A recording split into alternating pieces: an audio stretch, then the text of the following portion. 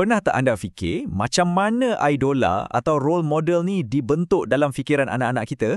Hari ni kita nak bedah siasat satu contoh yang sangat best dari Malaysia, sebuah buku teks yang tujuannya untuk memperkenalkan wira-wira wanita dalam Islam. Tapi ini bukan sekadar kelas sejarah tau. Ia sebenarnya macam satu manual untuk membina sahsiah diri. Ini dia muka depan buku tu. Cuba tengok rekaan dia. Terang, berwarna-warni, memang sengaja dibuat untuk tarik perhatian budak-budak kan?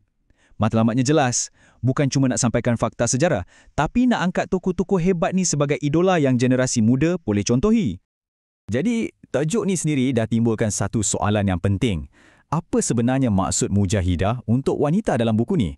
Adakah ia bermaksud pahlawan yang angkat senjata? Ataupun sesuatu yang jauh lebih mendalam? Jom kita selami buku ni dan cari jawapannya sama-sama. Dan jawapannya memang menarik. Dalam buku ni, Muslimah Mujahidah tu bukan pasal perang fizikal. Ia lebih kepada wanita yang berjuang untuk iman mereka melalui kekuatan dalaman. Mereka ni digambarkan sebagai idola yang penuh ketabahan dan kebaikan, bukan pahlawan di medan perang. Okey, idola pertama yang buku ni ketengahkan ialah Saidina Khadijah, seorang tokoh yang sangat-sangat penting. Jom kita lihat macam mana buku ni sampaikan kisah beliau kepada para pelajar. Cuba perhatikan cara buku ni bercerita. Sebelum dia sentuh pasal sumbangan besar Saidatina Khadijah, dia mulakan dengan asas dulu. Siapa beliau? Dari mana asal-usulnya? Ini satu strategi pengajaran yang bijak sebab ia bagi konteks pada budak-budak supaya mereka faham kenapa watak ni penting. Jadi inilah gambaran Khadijah yang diberikan. Isteri pertama Nabi, bergelar ibu orang beriman, datang dari suku yang disegani dan seorang ahli perniagaan wanita yang berjaya. Menarik kan? Buku ni juga sebut yang beliau lebih berusia daripada Nabi. Satu fakta yang mengajar kita tentang perkongsian hidup yang berasaskan hormat, bukan stereotip. Okey, lepas kita dah kenal siapa dia, buku ni bawa kita lebih dalam lagi kepada bagaimana kepribadiannya. Dan kat sinilah ceritanya jadi makin menarik. Fokusnya beralih daripada pencapaian luaran kepada kualiti dalaman, akhlak beliau. Dan untuk merumuskan semua sifat mulia tu, buku ni guna satu gelaran yang sangat powerful, Al-Tahirah, yang bermaksud yang suci. Inilah mesej utamanya untuk para pelajar, bahawa nilai sebenar seseorang itu datangnya daripada kebersihan dan kemuliaan akhlak.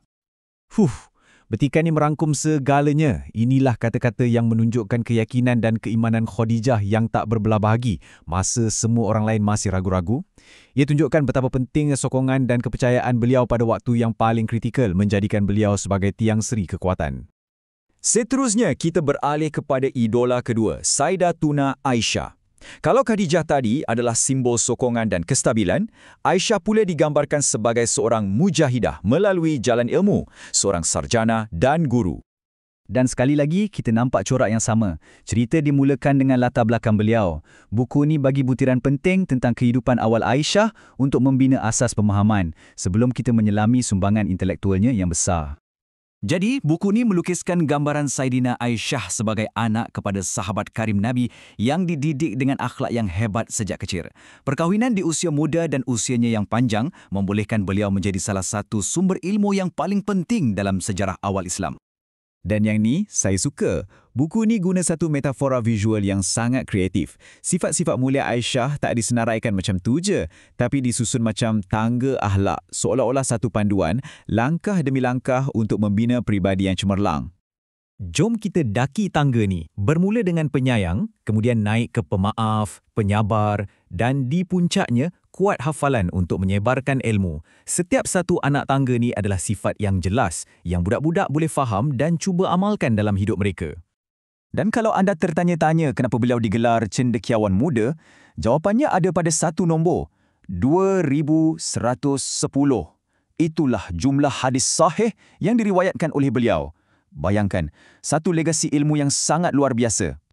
Kisah-kisah ni memang sangat memberi inspirasi kan? Tapi ia bukan sekadar cerita untuk sedapkan telinga. Buku teks ni ada objektif pembelajaran yang sangat spesifik. Jadi, apa sebenarnya yang budak-budak ni patut belajar daripada tokoh-tokoh hebat ni? Dan jawapannya, kelakar sikit. Sebenarnya dah ada depan mata kita dari mula lagi. Betul-betul kat muka depan tu. Di bawah tajuk hasil pembelajaran, buku ni dah terangkan dengan jelas apa matlamatnya. Jadi, ini dia prosesnya, langkah demi langkah. 1. Ceritakan kisah mereka. 2. Jelaskan pengajarannya. 3. Amalkan sikap mereka bila hadapi cabaran. Dan yang paling penting, nombor 4, contohi mereka dalam hidup seharian. Matlamat akhirnya bukan setakat tahu, tapi berubah menjadi lebih baik. Bila kita gabungkan semua ni, kita nampak ada dua jalan yang berbeza tapi menuju ke matlamat yang sama, menjadi seorang muslimah yang hebat. Khadijah tunjukkan kekuatan melalui sokongan dan kemurahan hati, manakala Aisyah pula tunjukkan kekuatan melalui ilmu pengetahuan, kesabaran dan pendidikan. Ini membawa kita kepada soalan yang terakhir dan mungkin yang paling penting sekali. Kenapa kisah-kisah dari masa lampau ni sangat berkesan? Apa sebenarnya tujuan pelajaran macam ni dalam membentuk generasi akan datang? Dan jawapannya mudah je. Ini bukan sekadar pelajaran sejarah. Ia adalah panduan untuk masa kini. Dengan mengangkat tokoh-tokoh ni, buku teks ni sebenarnya sedang bagi satu blueprint, satu pelan tindakan untuk anak-anak kita menghadapi cabaran dalam hidup mereka sendiri. Jadi, saya nak tinggalkan anda dengan satu soalan untuk direnungkan. Tak kisahlah dari buku ke, filem atau cerita daripada nenek moyang kita, cuba fikirkan apakah kisah-kisah dari zaman kanak-kanak anda yang telah membentuk siapa diri anda hari ini. Sebabnya, macam yang kita belajar hari ini, cerita-cerita tu ada kuasa yang sangat luar biasa.